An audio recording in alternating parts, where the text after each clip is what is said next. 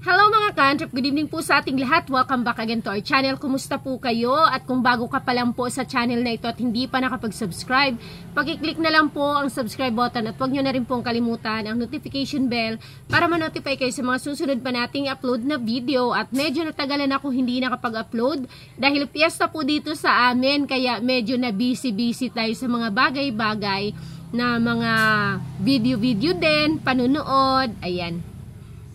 At meron tayong isa-shoutout na isa nating ka-trip na nagtanong, at sorry na kalimutan ko yung kanyang pangalan, kung magkano daw ba talaga ang singil ng or labor pag nagpapalit ka o nagpagawa ka ng iyong gulong ng motor sa isang motor shop business using tubeless tire changer. So, ayan, dito sa amin mga ka-trip, meron kaming tubeless tire changer. So, siningil daw si ma'am ng 400 pesos. So, assume natin na ang kanyang motor or ang pinagpalitan niyang gulong ay sa likuran kasi medyo mataas nga. So, yung mga Click, yung mga NMAX, Aerox, PCX, so medyo mahirap talagang palitan ng gulong yan kapag sa likuran.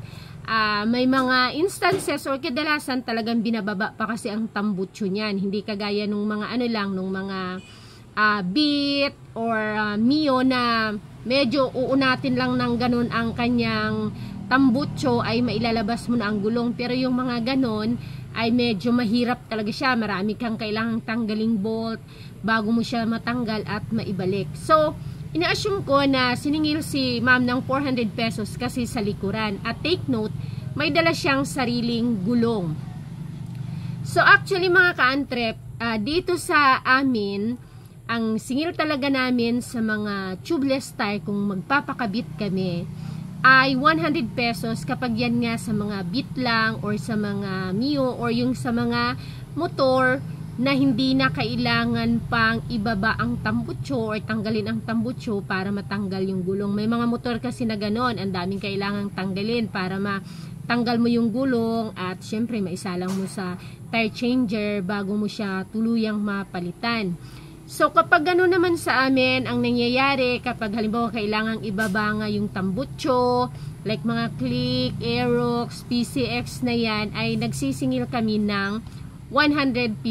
Dito yon galing ang gulong. Ngayon, take note natin, pagpalagay natin na si customer ay may dalang gulong or ikaw mismo na customer may dala kang gulong, sa iba ka bumili or umorder ka online, dinala mo sa shop at ipapakabit mo, you need to understand din na parang magcha-charge yung shop owner. Bakit? Malulugi na kasi sila kung hindi pa sila magdadagdag ng charge kasi wala silang kikitain doon sa sa dinala mong gulong, ipapakabit mo na lang. Kung ang labor pa rin ay 100, gumamit ka ng tire changer, tapos syempre yung hangin, tapos ayun nga, gumamit pa ng kuryente at medyo matagal pa siyang gawin. Ngayon, kung hindi magdadagdag ng charge si owner, halos wala siyang kinita doon sa pagpapakabit mo ng gulong, plus the oras pa na nilaan ng mekaniko doon sa iyong pagpapakabit ng gulong, instead na trabahuin niya yun sa owner, sa customer mismo ng shop. Halimbawa, may gustong magpapa-chain set or magpapalit din ng gulong na bibili sa shop. So, natural na ipapa-priority ni shop owner yung bibili sa kanila o yung customer sa kanila. Kaya, huwag kang mabigla kung i-charge ka ng additional. Like kagaya sa amin, kapag hindi galing dito ang gulong, nag-a-add ako ng 50 pesos. Kung sa mga Beat lang yan, magiging 150. Kung sa mga Aerox and Max, ang 150 magiging 200 kapag dala nyo ang inyong mga gulong. Ngayon, hindi ko po sinasabi na mali or hindi tama yung 400 ni shop owner kasi wala po ako sa sitwasyon. Magkakaiba po ang sitwasyon, magkakaiba ang labor rate, magkakaiba ang mga price rate, depende sa location ng mga shop. Okay, depende yan sa location, depende sa kanilang mga rules and regulation. So since dala mo ang gulong, I assume na siguro charge yon ni shop owner yung additional doon. Kasi halimbawa, hindi ko sure kung magkano ba talaga ang singilan nila. Like kung sa mga Inmax, halimbawa 200. So, charge ka ng additional 200. So, dito actually, napakaliit nung charge na 50 pesos. Maliban dun sa nakaka-insulto kasi, kumbaga, nakakainis para sa aming mga shop owner yung gano'n na dadalhan ka doon, tapos minsan magtataka pa si customer, ha? May dagdag, halimbawa, may dalang chain set galing sa labas, ipapakabit. Ang singil ay 100 chain set, tapos magcha-charge ka ng 30. Ay, may dagdag. Ay, bakit walang dagdag? Yung oras ni mekanikos, nilaan sa'yo na wala kaming kikitain. Ang tools, di ba?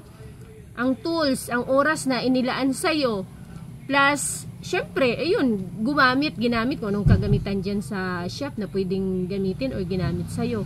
Plus, ano kasi yun eh, yun na nga, wala na kaming kita doon sa dinala ninyo kung hindi kami magcha-charge. So, kung ganun din naman na ayaw nyong mag-charge or ayaw nyong ma-chargean, pwede din naman kayong nalang gumawa, ayun, humiram. Pero kapag halimbawa dito sa amin kasi, pag halimbawa, di ba, may order online, galing sa Shopee or kung saan man, tapos dadalhin dito, may chain set na dala or mga gulong ganun, sila magkabit, manghihiram ng tools, ay pinapabayad ko yan ng rent sa tools, like 10 pesos or 20 pesos. Pero kung walang ikakabit na bago or install sa motor, nakihiram lang, nagkataon lang na may kailang higpitan, may kailang siya ayusin, hiram lang yon, hindi ako nagcha-charge ng tools. Or kapag bumili dito, gagamitin ang tools, siya na lang magkakabit, siya gagawa kasi marunong naman siya, walang charge yon, walang renta yon, walang bayad yon. Pero yun na nga, once na ikaw may dalang pyesa, makikikabit ka dito, manghihiram ka ng tools, gagamitin mo yung mga tools namin dyan para ikabit yung mga dala mong pyesa galing sa labas or galing kung saan man, magcha-charge ka, meron kang 20 pesos na charge para dun sa tools. So, kung ikaw si customer, ikaw si rider na nakigamit ka, may dala-dala kang kagamitan, magrereklamo ka ba sa 20 pesos na charge kaysa hindi mo makabit yung dala-dala mong mga pyesa, or kung ipagawa mo pa, kung marunong ka naman, diba? Magbabayad ka rin naman ng labor ko, ipagawa mo pa.